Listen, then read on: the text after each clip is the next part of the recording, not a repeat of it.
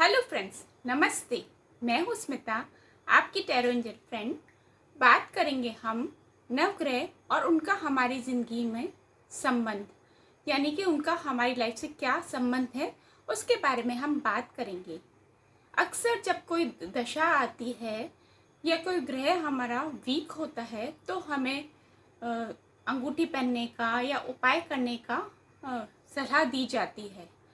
परंतु क्या आप जानते हैं ये जो नवग्रह हैं उनका हमारी ज़िंदगी में क्या संबंध है, यानी कि हमें किस चीज़ में सुधार लाना चाहिए, उसके बारे में हम बात करेंगे। हम अंगूठी पहन लेते हैं, हम दान दक्षिणा देते हैं, परंतु जिस जगह हमें ध्यान देना चाहिए उसको हम अक्सर भूल जाते हैं। यानी कि ये जो नवग्रह हैं उनका हमारे रिलेशन से भी संबंध है। अगर हम उसमें सुधार लाएं तो हमारी काफ़ी चीज़ बेटर होती चली जाएगी। जैसे कि सूर्य है, सूर्य का संबंध हमारे पिता से होता है। अगर आप फेम चाहते हैं तो आप अपने पिता से संबंध अच्छे रखें। देखिए, आपकी स्थिति में काफ़ी फर्क नज़र आएगा। उसी तरह से चंद्रमा जो है वो हमारी माता होती है। अगर आप सुख साधन चाहते हैं तो अपने माता के साथ संबंध अच्छा रखें। जैसे कि माता अपनी संतान का पूरा ध्यान रखती है, मतलब उनकी हर चीज़ का ध्यान रखती है। अगर आप माता की सेवा करेंगे तो आपके सुख साधन में वृद्धि होगी। इसी तरह पिता भी जैसे अपनी संतान का पूरा दायित्व उठाता है, पूरा ध्यान रखते हैं, उसी प्रकार अगर आप सूर्य को मजबूत करना चाहते हैं, यानी कि आप अपने ग्रह को मजबूत करना चाहते हैं, तो अपने पिता की सेवा करें, पिता के साथ संबंध अच्छा रखें। उसी प्रकार मंगल और बुध हमारे भाई बहनों से रिलेटेड होता है, यानी कि मंगल हमारे छोटे भाई बहनों से रिलेटेड होता है और बुध भी हमारे वाणी से रिलेटेड होता है। मंगल यानी कि पराक्रम। अगर आप अपना मंगल ग्रह को ठीक करना चाहते हैं, पराक्रम बढ़ाना चाहते हैं, तो अपने भाई बहनों से संबंध ठीक रखें।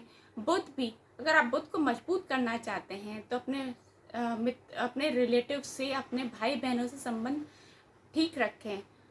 बुध यानी कि छोटा होता है, तो छोटे लोग, जैसे छोटे अपने भाई बहनों से भी आप अगर अपने संबंध ठीक रखेंगे तो उससे भी आपके काफ़ी स्थिति में सुधार आएगा। और साथ ही साथ अपनी वाणी पे भी थोड़ा ध्यान रखें। तो ये कई चीज़ें होती, छोटी छोटी टिप्स होती हैं जिनको हमें ध्यान में रखना होता है।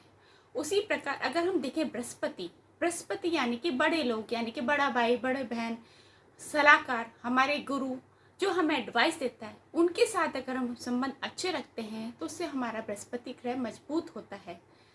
उसी प्रकार शुक्र यानी कि पति पत्नी से रिलेटेड होता है। यदि पति पत्नी का संबंध अच्छा रहेगा, एक दूसरे को आदर मान सम्मान देंगे, तो आपके घर में सुख समृद्धि बनी रहेगी और साथ ही साथ वैभव बढ़ेगा। और शनि देव को अगर हम देखें तो शनि यानी कि हमारे हेल्पर से रिलेटेड होता है, यानी कि हमारे मेड से, सर्वेंट से। अगर हम उनकी तरफ ध्यान देते हैं, उनकी हम देखभाल करते हैं, यानी कि उनकी ज़रूरतों का ध्यान रखते हैं, तो उससे हमारा शनि भी ग्रह मजबूत होता है, यानी कि शनिदेव प्रसन्न रहते हैं।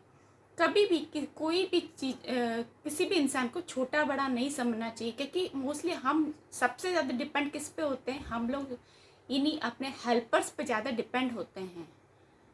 देखा होगा ना, मोस्टली बाई नहीं आती है तो कैसे लेडीज़ परेशान हो जाती हैं, तो मोस्टली डिपेंड किस पे होती हैं, हेल्पर पे ही ना। और जैसे आप ऑफिस में भी अगर आप जाते हैं तो ऑफिस आपका नीट एंड क्लीन कौन रखता है? आपके जो हेल्पर हैं, यानी कि सर्वेंट हैं, लोग पियोन हैं, वो आपकी हेल्प करते हैं, तो उनको आप खुश रखें। फिर रहे राहु और केतु। राहु का संबंध हमारे इन लॉज साइड से होता है।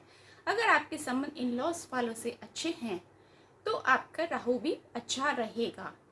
और केतु, केतु यानी संतान का भी कारक होता है और साथ ही साथ मोक्ष की प्राप्ति। और जो लोग स्पिरिचुअल लाइफ में आगे बढ़ना चाहते हैं तो अपने संतान का अच्छे से दायित्व निभाएं, यानी कि उनको अच्छा रास्ता दिखाएं, उनकी अपब्रिंगिंग अच्छी रखें, तो आपका केतु भी अच्छा रहेगा। साथ ही साथ आपको अगर स्पिरिचुअलिटी में अगर ज़्यादा आपको मतलब आप बिलीव करते हैं, यानी आप अपने स्पिरिचुअलिटी में निखार लाना चाहते हैं, तो अपनी संतान की अच्छे से परवरिश करें, उन्हें संस्कार दें, तो उससे भी आपके ये नवग्रह बेटर होते चले जाएंगे।